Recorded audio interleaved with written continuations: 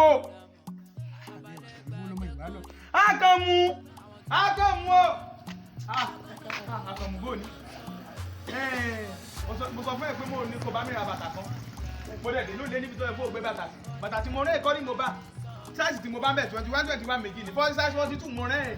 Bàtà tẹ́lẹ̀ kí báyìí rà náà ni mo rà. Nígbà tí o sọ di 42 mo ní kí báyìí rà 21. Kí ló sọ?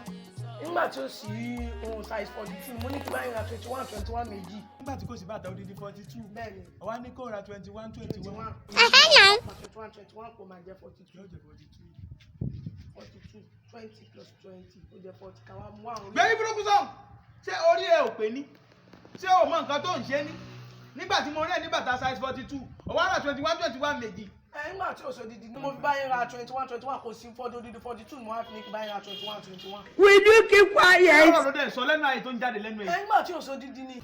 Nígbà tí mo rẹ́ ní bàtà size 42, ó wá ra 21 méjì. Bẹ́ẹ̀ni nítorí ẹ̀yin náà rí ní pé ní jẹ̀ka tẹ̀ràn mi ní káàdì.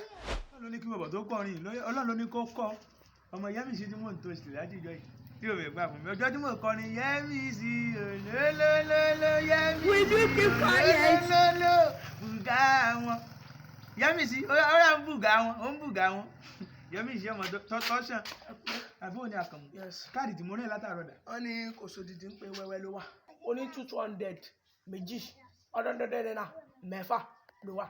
Ó lọ sí àyà ọjà òtún wá ẹsẹ̀ padà wálé ṣé nígbà tí n bá mú káàdì tí mo lòdù rẹ̀ sórí fóònù tán kí ṣe ẹgbẹ̀rún kan náà ló padà máa gbé wá. Ṣùgbọ́n wọ́n tó ti jápọ̀ dídí lẹ́yìn. Ẹ sì wọ̀ wà ní làákàyè tó yẹ kó mọ̀ kó yẹ kó ra wẹ́rẹ́ lọ́rọ̀ ìra wẹ́rẹ́ wá. Tọ́mọ ọba ti gbádùn báyìí kọ́ náà wọ́n ṣàánú ní. Yẹ́mísì olólólóló bùgá wọn. Káàdì yàtọ̀ sí bàtà. Tó ní pé mo wá rẹ̀ ní káàdì tí mo ní kó ra wẹ́wẹ́ méjì nígbà tó bàtí lódìdí ló jẹ́ kó wò kẹ́kọ̀ọ́ tó ra. Abẹ́ ẹ̀ wá gbà mí. Mo ti ṣe ọmọ bí. Thanks for watching. I really appreciate. Please make sure you share, like, and comment. And please don't forget to subscribe to this channel and on notification bell. Thank you very much for watching. God will bless you as you are doing so.